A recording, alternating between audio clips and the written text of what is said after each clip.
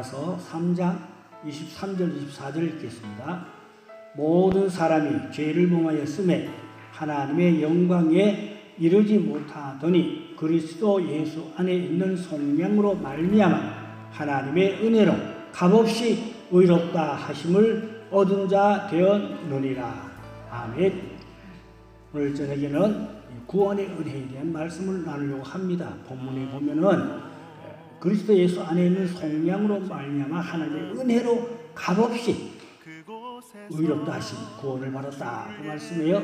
다시 말하면 예수 그리스도의 십자가의 공로로 우리가 값없이 거저 구원의 은혜를 받게 됐다.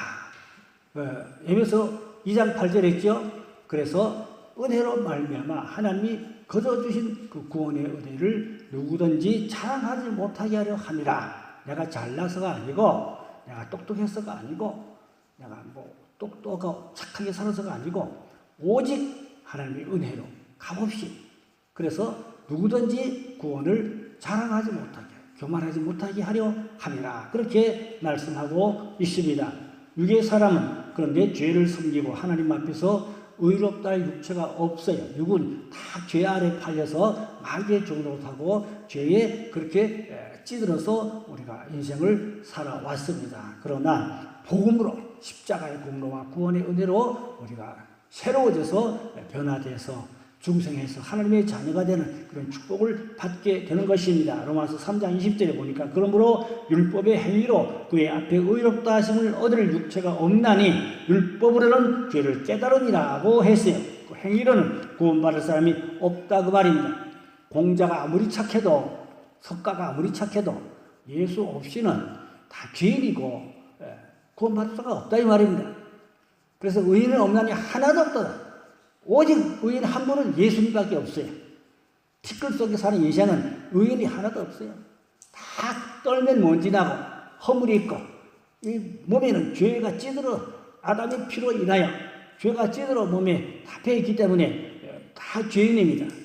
그러나 예수 십자가 공로로 우리가 값없이 거저 구원의 은혜를 잊게 된 줄로 믿으시기를 바랍니다.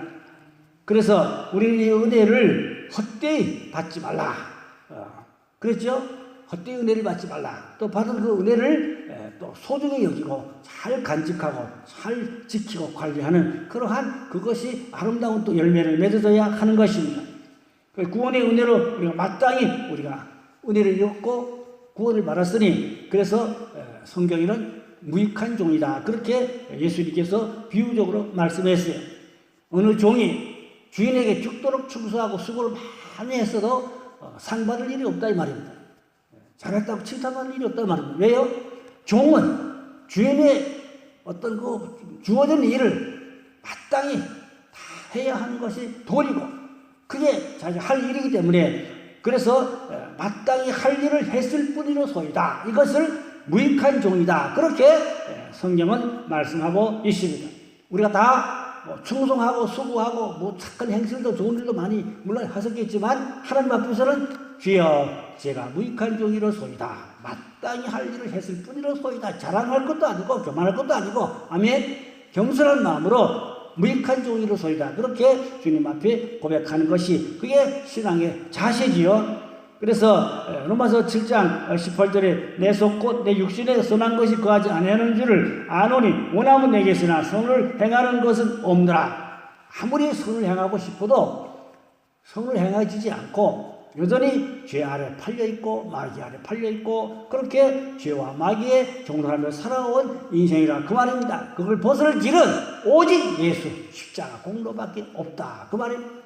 십자가 공로 아니면은 그 허물과 죄를 벗어날 길이 없다 그 말입니다. 그래서 첫째로 죄에게 팔려진 우리 인생이라는 것입니다. 하나님 흙으로 빚어 사람을 만들고 이제 코에다가 생기를 불어 넣어서 이제 만물을 다스리는 만물의 영장이 되고 정부하고 다스리라고 하나님께서 아담에게 엄청난 축복을 주셨는데 결국은 선악과를 따먹음으로 말미암아 마귀 종이 되고 그때부터 저주가 들어와서 땅이 곡식들이 엉겅기가 많고 가시가 많고 땀을 흘리고 수고해만이 그 곡식을 먹을 수 있도록 땅이 저주를 받았지요. 뿐만 아니라 모든 것이 다 그렇게 됐습니다. 그래서 고생하고 수고하고 살다가 결국은 죽어야 하는 것이 인생이었습니다. 죄값으로 사람은 사망한다고 성경은 말씀하고 있습니다. 그러나 영혼은 예수 그리스도로 말미암아 거듭나고 중시한 하나님의 자녀가 되었으면 구원을 받게 되는 줄로 믿습니다. 그래서 아담으로 인하여 이 땅에 저주가 왔죠. 그러나 길이요 진리요 생명 되신 예수 그리스도로 말미암아 우리에게 구원의 길이 열려진 줄로 믿습니다. 요한복음 14장 6절에 보니까 내가 곧 길이요 진리요 생명이니 나로 말미암지 않고는 아버지께로 올 자가 없느니라. 그 예수님을 통과하지 아니한 자들은 절도요 강도라 그랬어요. 예수님을 통과하지 않고는 구원받을 길이 없다 그 말입니다. 요즘에 종교 통합 여러 가지 참 문제가 많습니다. 그렇게 되면 그게 떨어진 별이 되고 음료가 되고 변질된 신앙이 되기 때문에 하나님 앞에 버림받을 수가 있어요. 우리가 진리가 아는 데는 동참할 필요가 없고 협력할 필요가 없어요. 오직 진리, 길이요 진리요 생명 되신 예수로 말미암아 우리에게 구원의 은혜가 주어진 줄로 믿습니다. 그러나 우리 몸은 죄 아래 팔려서 육신에 속한 자가 되어서 늘 죄와 마귀의 종로하며 사는 것을 우리가 부인할 수가 없지요. 그래서 죄에 팔린 우리 육신, 죄 아래 팔렸다 말입니다. 그래서 육신에는 선한 것이 없다. 로마서 7장 18절에 바울이, 이 로마서는 바울이 구원의 교리입니다. 1장부터 12장까지 구원의 교리를 썼어요. 그 뒤에는 구원받은 자의 착한 행실을 썼어요. 그래서 이 로마서는 구원의 교리가 가장 잘 기록된 곳이 로마서입니다. 그 다음에 악을 행하는 것밖에 없다. 역시 로마서 7장 19절에 있고요. 육신으로 죄 아래 팔려왔다. 그 죄를 섬길 수밖에 없다. 역시 로마서 7장 25절에 바울이 그렇게 잘 밝혀주었어요. 육신으로는 하나님을 대적한다. 로마서 8장 7절에 말씀했고 하나님을 기쁘시게도 못한다. 역시 로마서 8장 8절입니다. 육신으로는 더러운 열매를 맺을 수밖에 없다. 갈라디아 5장 19절 21절에 육체의 열매에 대해서 죄에 대해서 쭉 나열했습니다. 육신으로는 썩어질 것밖에 거둘 것이 없다. 역시 갈라디아도 바울이 썼지요. 6장 8절에 말씀하고 있고 육신은 반드시 죽게 되어 있다. 에베소 2장 1절에 공중을시하고 악한 영들에게 속아서 거기에 소속돼서 반드시 죄악 풍속에 붙들려서 죽을 수밖에 없는 인생이라는 것을 역시 에베소도 바울이 그렇게 밝혀주었어요. 사망의 육신이 이제 왕노릇하고 있다. 역시 로마서 5장 14절에서 말씀하고 있습니다. 곧 우리에게는 선한 것이 아무것도 없다. 죄와 마귀가 내 안에서 나를 사로잡고 왕노릇한다. 그 말입니다. 그러다 우리가 걱정할 거 없어요. 하나님 말씀 믿고 예수 십자가 보혈의 은총으로 주님을 잘 믿고 섬기면 여기서 우리가 깨끗함을 받고 구원을 받을 수가 있는 것입니다. 여기서 이사야서 64장 6절에 보니까 이사야가 말했어요. 무릇 우리는 다 부정한 자 같아서 우리의 의는 다 더러운 옷 같으며 우리는 다 잎사귀같이 시들므로 우리의 죄악이 바람같이 우리를 몰아가나이다 라고 이사야가 인생의 연약한 부분을 탄식하며 말한 것을 볼 수가 있습니다. 그래서 우리가 정말로 자기의 신분과 본분이 무엇임을 알지 못하면 우리가 참 안 됩니다. 내 신분과 본분을 똑바로 알고 우리 예수 안에서 하나님의 은혜로 십자가를 잘 붙잡고 하나님 말씀이 내게서 생명이 되고 말씀이 내게 구원이 되고 말씀이 나를 치유하고 말씀에서 내가 회복되는 구속의 은혜를 입는 그런 우리가 은혜가 있어야 되는 것입니다. 그래서 세상 사람들은 먹고 입고 사는 것밖에 모르지요. 육신의 것밖에 몰라요. 세상의 사람은 육신의 것밖에 아무 영의 세계는 깜깜을 알지 못합니다. 그러나 우리 하나님 믿는 사람들은 정말로 영의 세계를 알고 말씀을 알고 십자가의 도와 구원의 도리를 알아서 하나님 기뻐하는 그러한 경건한 거룩한 하나님의 자녀의 삶을 살 수가 있는 것입니다.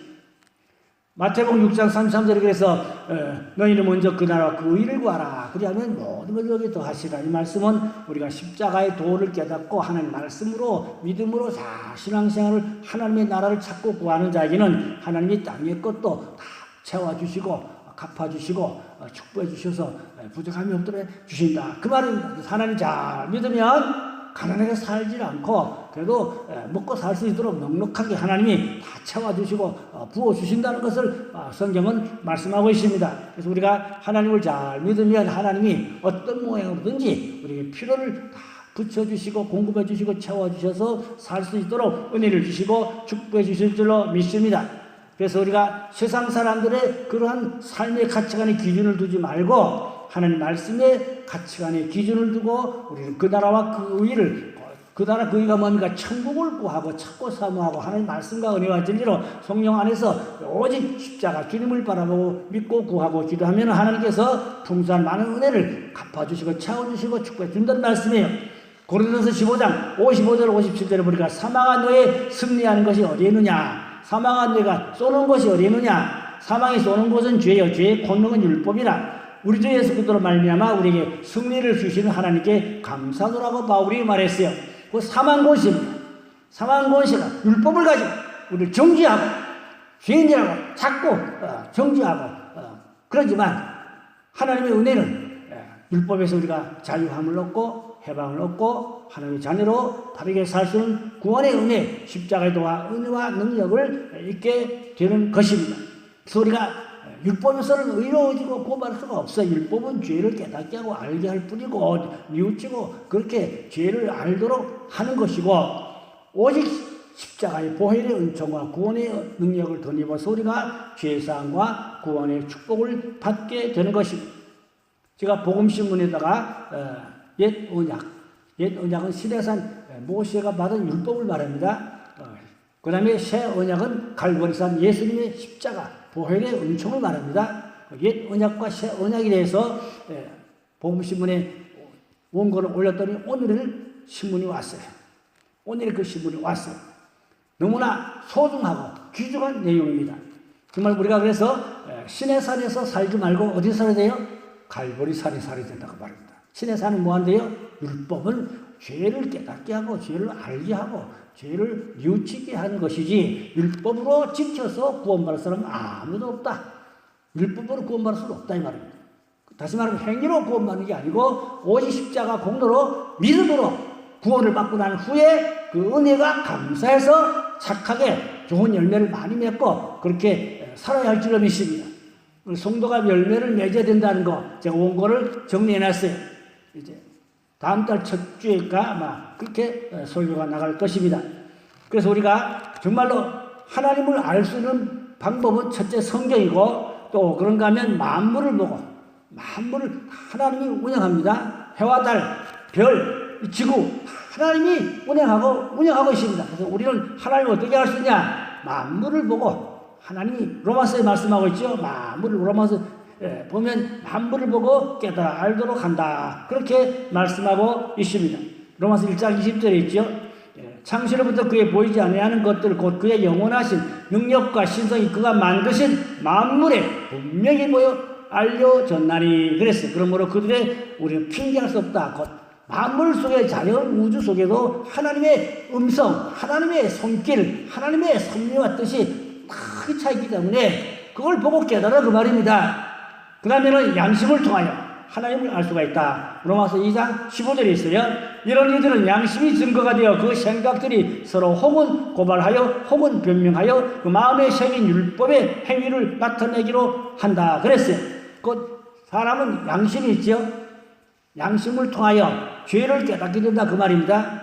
그러니까 이제 율법 시대는 언제부터입니까? 모세부터잖아요. 모세부터 율법 시대예요. 또 아브라함부터 노아부터 모세까지는 그 길은 언약시대입니다. 다시 말씀드릴게요. 어디부터? 노아부터 모세까지는 언약시대입니다. 언약시대. 그들은 노아 이전에는 율법도 없고 아무것도 없어요. 그런데 뭘로? 양심. 아담부터 노아까지는 양심시대예요. 양심이 심판하고 양심이 그것이 하나님의 법도였어요. 근데 노아부터 모세까지는 언약시대다. 언약으로 하나님이 이스라엘 민족을 다스렸어요. 그 다음에 모세부터는 율법시대로 어디까지? 세례 요한까지 율법시대. 그 다음에 예수님부터 지금까지는 은혜시대. 이 시대마다 다 이게 변경된 하나님의 역사가 구속의 역사가 있습니다. 성경과 전체적으로 이제 볼 줄 아는 그런 시각을 가져야 되는데 중요한 것은 양심을 통해서. 그래서 누가 좀 못된 사람, 야, 너 양심이 있냐, 없냐? 그런 말 하죠? 양심의 가책을 받는다. 그런 말도 하죠? 양심이 있어 없어 그런 말도 하잖아요. 그 양심의 법이 있다 말입니다. 언제? 노아 이전 아담부터 노아까지가 양심 시대였어요. 성경도 없고 언약도 없고 아무것도 없고 오직 양심이 하나님의 법이었어요. 그럼 지금은 양심이 없어요? 있어요. 지금도 양심을 깨끗하게 선하게 정결하게 해서 양심의 죄가 마귀가 들어오지 못하게 해야 될 줄을 믿습니다. 다 폐지되고 없어지는 건 아닙니다. 그게 시대별로 하나님 구속사가 섭리가 그런 거지. 그게 다 있어요. 양심 시대나 뭐 율법 시대나 은혜 시대나 언약 시대나 전부 다 우리 안에 지금은 다 이루어져가는 그런 이제 과정 속에 있는 줄로 믿으시기 바랍니다. 하나님 없는 사람들은 자기 지식, 철학, 관념 또 여러 가지 금족주의 뭐 이런 세상의 만물의 버러지 같은 형상으로 모든 것을 바꿨다. 성경에 보면 로마서에 바울이 그렇게 말씀하고 있어요. 로마서 1장 23절에 보니까 썩어지지 아니하는 하나님의 영광을 썩어질 사람과 새와 짐승과 기어다니는 동물 모양의 우상으로 바꿨다. 그럼 죄가 뭐가 죄냐? 바꾸는 게 죄입니다. 바꾸는 게 죄예요.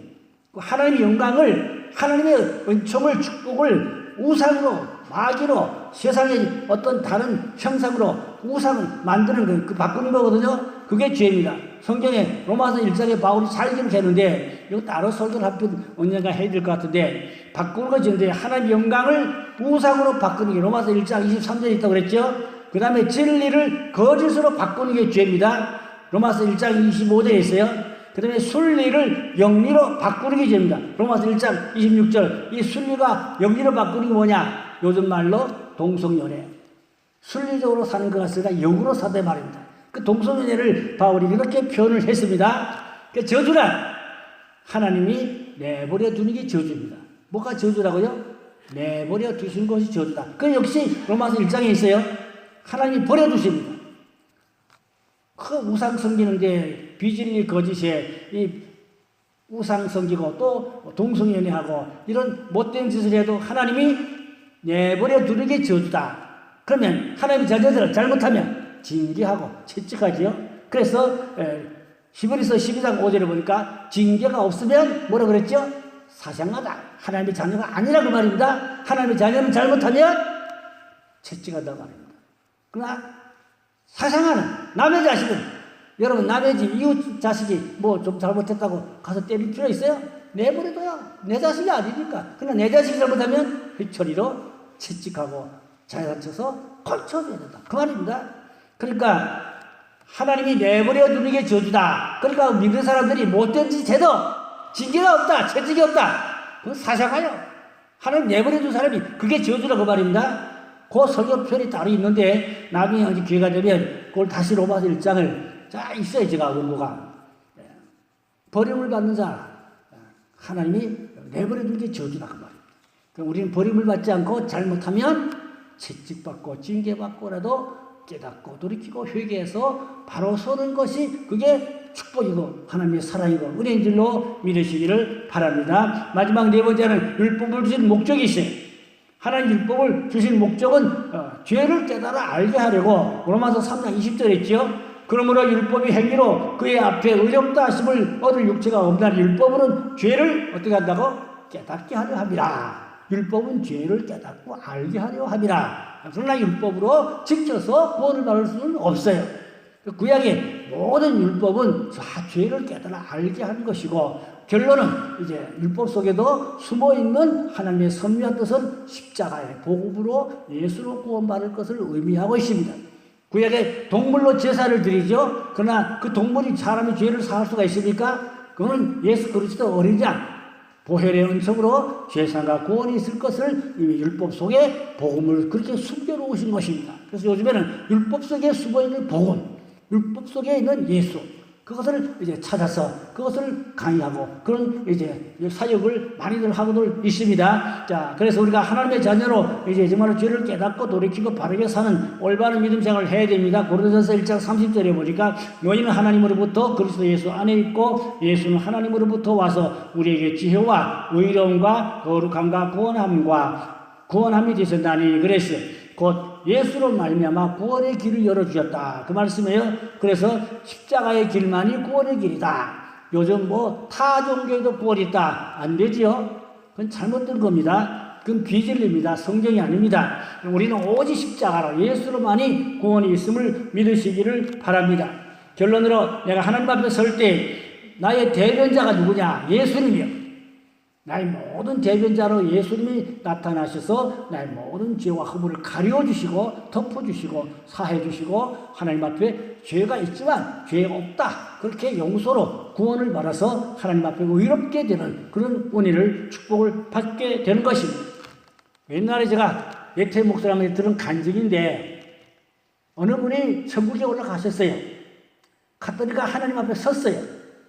근데 하나님 앞에 섰는데 죄가 다 드러났어요. 그러니까 하나님이 엄중하게 책망합니다. 너 이런지 이렇게 죄를 못된 죄를 많이 했나? 꼼짝 못하죠. 속일 수가 있어요? 가릴 수가 있어요? 숨길 수가 있어요? 꼼짝 못하죠.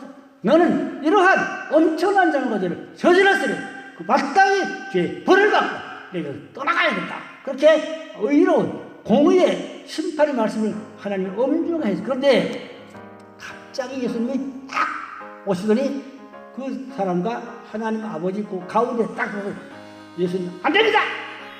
내가 이 사람을 위해서 십자가를 졌습니다. 내가 이 사람을 위해서 피 흘려 죽었습니다. 이 사람 모든 죄악을 내가 다 담당했습니다.